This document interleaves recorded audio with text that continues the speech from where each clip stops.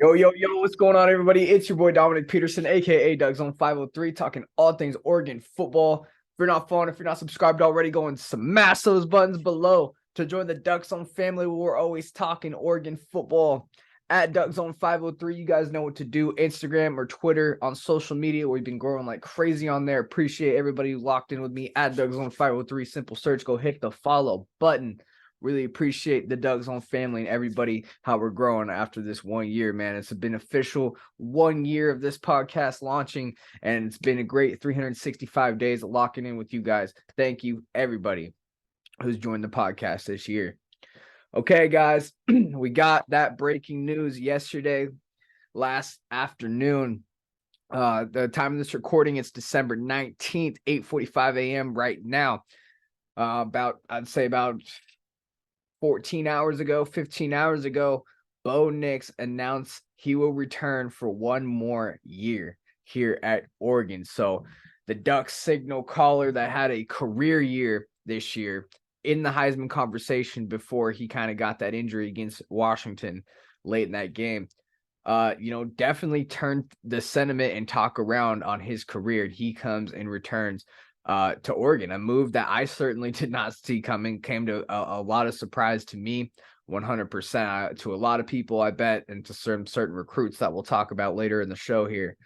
But man, Christmas came early on the evening of December 18th, guys. Bo Nix, he'll be back for his 5th and final year of college football, second at Oregon this upcoming year. Like I said, really came to a surprise all year. Anybody I talked to, I always said that I certainly thought Bo Nix was going to go to the NFL, especially after the year he had. Okay. And you look, man, he's got a wife. Okay. I think he might be looking to start a family, at that age, when you're young and you're doing your thing. And, I certainly think, and this isn't a report. Okay. This isn't a report. This is just speculation, but I think it's pretty obvious. NIL had a big factor for Bo staying, okay?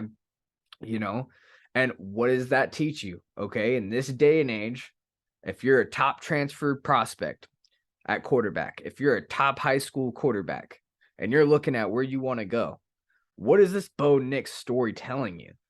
That you can come here and succeed at Oregon, and you don't necessarily have to go run to the NFL after 1 year, because we have the boosters and the money to throw a nice NIL package for you to make a nice living that you would probably if you were a mid-round draft pick. Okay, Oregon can throw that money in NIL towards a nice prospect if they want him to stick around, and they can do that with Bo Nix. Okay, for your top transfer, something didn't work out at your one school, where do you go? You go to the next school, and things can work out for you. This is a story being written for recruits, for top transfers, that Dan Lanning can pitch from now on, because it's clear what's happening here. Okay, so I think that's what's happening with Bo Nix. I think he was projected to be like a 3rd, 4th round, maybe 2nd round at best draft pick. And I think he really liked it here at Oregon. Okay, coming in, I'm not sure. I'm probably sure that he wanted to use Oregon to, improve his draft stock, get in a better situation and all that. I don't think he foresaw him wanting to stay. And I think he really loves Eugene. I think he really loves the Duck fans, and really liked what he did here. And I think him getting late, kind of injured in the season, losing to the 2 rivals, that might put a sour taste in his mouth and put a motivation in him coming back. And I certainly don't think, if this was 2014, I don't think he's staying. Okay. I'm pretty sure they're able to put an NIL deal together to get him to stick around, because when you got a wife and you're married, a certain moment, when you're a 5th year senior, you're going to want to start making some money. And with the NIL opportunity that the modern day college football era presents, Oregon was able to definitely take advantage of that. Now, it's not a report. There is no report from me. I'm not a clear journalist. I'm just a podcaster reporting what I see. But I think it's pretty obvious that an NIL deal is here to secure Bo Nix to stay here at Oregon. And then, the move just came to a surprise. Not only do you have that wife and kids and the whole money situation, but he had a career year here at Oregon. I mean, if the time to go to the NFL was a time, now would be. Now, he completed 71.5% of his passes. That's number 2 in all of college football. 3,388 yards passing, 27 touchdowns, 6 interceptions, 504 rushing yards on the ground, 14 scores on the ground, and 1 touchdown reception. Everybody remembers that touchdown catch. He was a finalist for the Maxwell Award as well. And I think when he announced he was going to play in the bowl game, I was like, okay, my thing for Bo Nix of like 30%, maybe 25% returning, somewhere around there, launched up to like 70 to 80%. Okay, he's returning. Like there was still that 20% was like maybe he's just gonna play for the bowl game and we'll see. But like, nah, man, he's returning for another year. Nix put out a statement video, if you guys caught it on Instagram or not, but basically in quotes, he said, "There's nothing like a Saturday in Autzen Stadium in front of the best fans in college football. There's nothing like playing for my coaches and going to battle with my teammates. There's nothing like being an Oregon Duck. For 2023, I'm back." And man, what a big move for Oregon. They're going to get their 5th-year senior, and I think quarterback is a key position to have experience, and they're going to get their guy, okay? Oregon was, a defense away to possibly being in the college football playoff. Hopefully they can shore up some things there through the transfer portal and recruiting and get a nice defense to hold some things because we've seen what the offense can do. This move looks to have some ripple effects in recruiting, okay? And let's talk about it. Let's talk about Dante Moore, okay? So on the last podcast, if you guys seen it, we covered how Dante Moore took that visit to UCLA and kind of gave my take on how big of a threat it was on him flipping. And, I didn't think Dante Moore was going to really be on flip watch. I give you guys a 3.5 out of 10. I thought he was pretty locked in with the Ducks. And I just didn't think UCLA would be the choice, even if he was to flip. I really thought he was probably using that UCLA trip to go out there, maybe see some sunny weather, and maybe that was his intentions, and maybe I was right. But UCLA really did their thing on recruiting, okay? I didn't think Chip Kelly was going to be able to pull this one off. Well, with NIL, I heard they're throwing a pretty big deal. That's what the rumor is towards Dante Moore. You got Oregon possibly throwing a bag towards Bo Nix to keep him around. There's not enough money to go around, young man. They're going to keep Bo Nix. Bo Nix is going to play another year. I don't think Dante Moore expected that while being recruited. His offensive coordinator, Kenny Dillingham, takes off to Arizona State.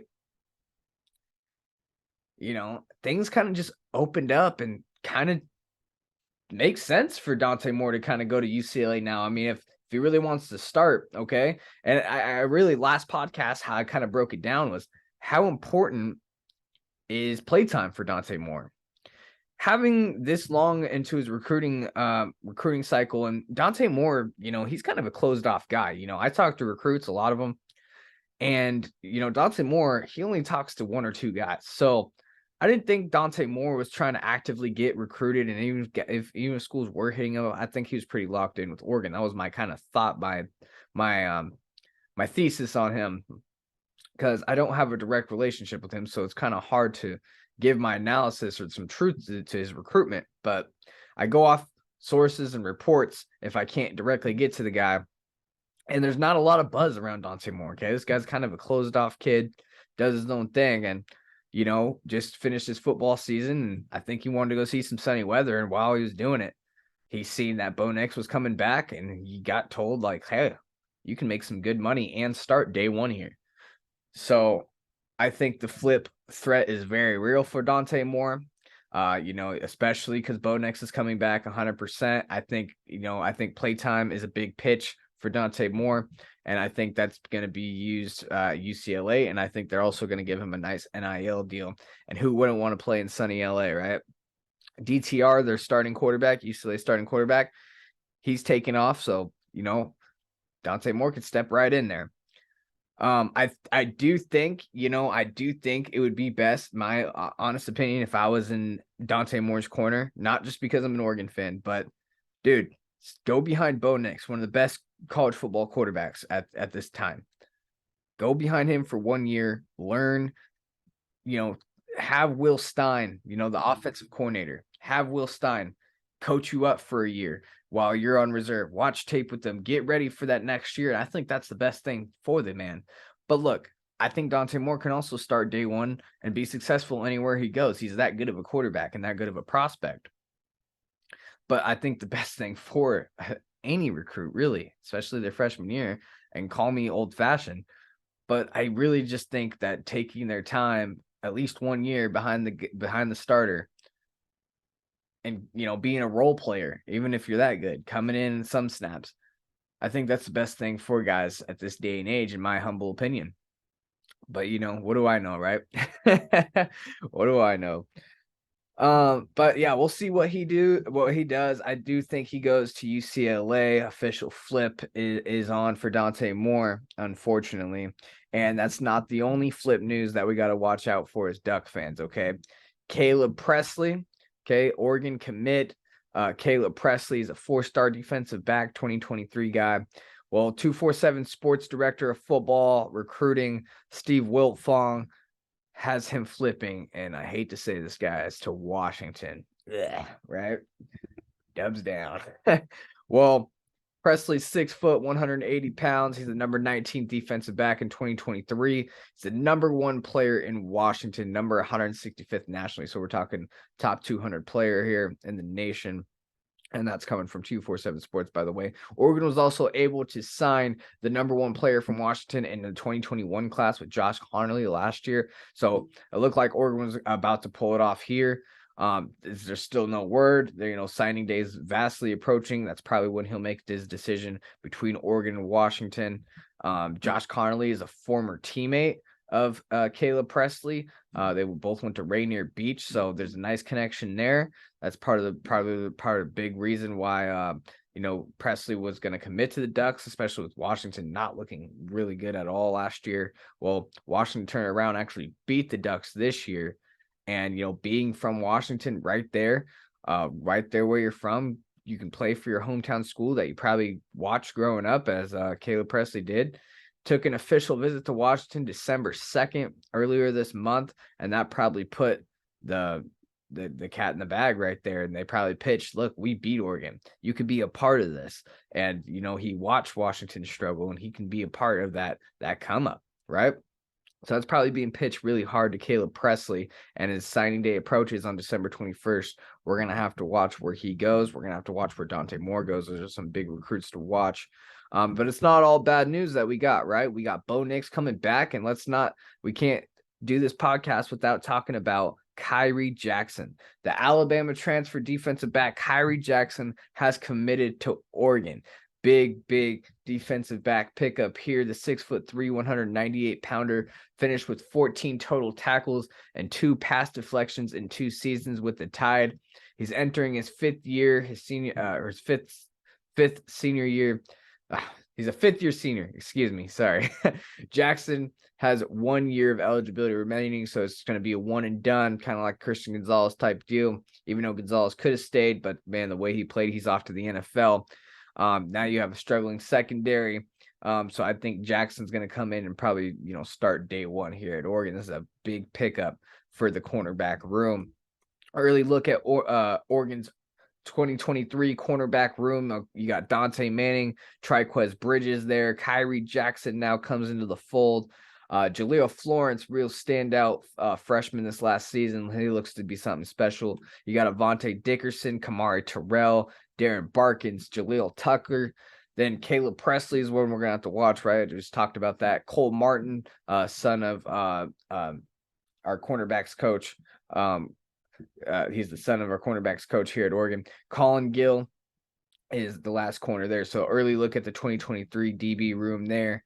And it's going to be interesting to watch next season because really struggling secondary. A lot of that has to do with things up front that has to get shored up as well. But, DBs are really a thing that needs to be shored up as well. The whole defense needs to come together. Jackson is the 3rd transfer addition to the Ducks this off season. He's linebacker Justin Jacobs from Iowa joined the team earlier, and wide receiver Trayshawn Holden from Alabama. So 2 Alabama transfers, 1 Iowa transfer coming in from the Ducks. And Ducks, I think 247 Sports has a top team transfer ranking, basically, and I think Oregon's in the top 5 right now with 3 solid additions. I mean, these guys are going to come in and be starters, I think. I really do. I think Justin Jacobs has a starting spot. I think Trayshawn Holden and and Kyrie Jackson here all have starting spots on next year's squad at this point in time. All right, so that covers some recruiting for you guys. Let's get some quick transfer portal updates since the last time we did our podcast. Former Oregon linebacker Justin Flowe puts out a statement for Oregon fans. He says, "First, I want to say I'm thankful to the University of Oregon. I am forever blessed and grateful for all the memories over the years. I thank God for all his blessings. I am truly beyond humbled to have experienced this journey. I give sincere thanks to Chief and the Oregon training staff for helping me push through while also being there for me when I needed you the most. Over these years, I went through many obstacles. I started to realize these hardships only made me stronger as a young man. Lastly, I want to thank Coach Dan Lanning and the coaching staff for pushing me and giving me the opportunity after careful thought and consideration. I would like to say I'm entering the transfer portal with 3 years of eligibility remaining." A few hours later, after the statement comes out for Duck fans, he commits to the University of Arizona. So Justin Flowe was daunted by injuries in 2020 and 2021. He just played a combined 2 games in those 2 seasons. Flowe finished with 35 tackles and 2.5 for loss in 10 games this season, including 2 starts. Oregon linebacker Jaden Navarrete will also enter the transfer portal. The third-year redshirt freshman battled injuries throughout his time with the Ducks as well. He was a former 4-star athlete in 2020, number 13 listed athlete in that class, number 305 nationally. So really big-time 4-star athlete at linebacker there, just, riddled with injuries. Kind of same thing with Justin Flowe. Justin Flowe goes to Arizona. Navarrete goes into the transfer portal. Oregon defensive back Raequan Williams entered the transfer portal. The 6'1", 168-pound freshman did not record a single stat for the Ducks this season. The freshman left off a statement. Raequan Williams says, "First off, I want to thank God for allowing me to be able to play this sport. I would also like to thank Coach Meat and Coach Lachlan for recruiting me. I'm very grateful for the entire staff, this opportunity and hostility they have shown me. I would like to thank my family for supporting me and motivating me. After the conversations with my family, I've decided to enter the transfer portal with 4 years of eligibility left. Thank you, Oregon football." So there it is, guys. Some quick transfer portal updates there as Justin Flowe, Raequan Williams, and Jaden Navarrete enter the transfer portal. I think that makes a total 16. Don't quote me on that. I wish I wrote down the last number, did some research for you guys, but I think it's around there. 16 players have now transferred. You're going to want a few more. I know it seems like the world is falling, but hey, guys, this is the transfer portal age. This is the modern college football. Every team is handling, with transfers coming in and out of the program. Every team, some are just having a little more than others, no doubt. I think when you're a team like Georgia, right, well-established team, you're going to have a little less transfers coming out of the program. But of course, there's going to be those guys that don't play what the transfer portal was originally for, and they can go find a home, right? I think what this is kind of turning out to be, though, is, let's say I'm a player at Nebraska and Michigan has a nice place to go play and they need a linebacker. I'm a really good linebacker from Nebraska. They can just say, "Hey, we got an NIL deal for you, buddy. Come and play over here." And I can just take off. I don't like that part of the transfer portal. I think they need to have a thing where you have teams have their own 10, 20, 30 players where they say you can't transfer. Okay. You're locked in with my program, because that allow coaches to go, my key pieces, my building blocks, they're staying with me. The rest of you guys, you can transfer if you want. I think that's how it should work, because right now what you're seeing is the less have less and the more take more. That's basically what this is turning into, sadly. I do think players should have the freedom to go if they want to, but I also don't think that it should be who has the biggest bag. That's where I'm going, especially if you play in a little program. All right, guys, that wraps up today's podcast and today's show. Thank you for being with me on IG. Really appreciate everybody on the IG live broadcast here. Got to lock in with me, guys, at Duck Zone 503. Bo Nix is back for one more year. Signing day is vastly approaching on December 21st. Oregon versus North Carolina, guys. So much is going on. It's hard to think we have a bowl game coming up, right? The Holiday Bowl coming up here pretty soon in 9 days. Prediction, preview, all coming soon. Dropping sometime later this week. I'm going to have guest on the show. So be on the lookout for that. Like, share, and subscribe. Plus, guys, I know I say it, like, share, and subscribe every video, but you know what the biggest thing is? You know what the biggest thing that really means a lot to me is the word of mouth, guys. Okay, when you guys go out there and you tell your friends about the podcast, you say, hey, man, you like the Ducks?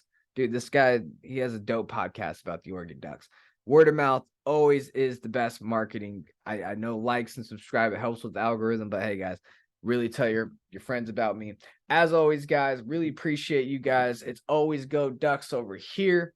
Got a whole bunch coming soon. Signing day coverage. We got UNC Oregon Holiday Bowl coverage. And as always, when breaking news comes through, I'm here for you guys. Go Ducks. I'll see you in the next podcast.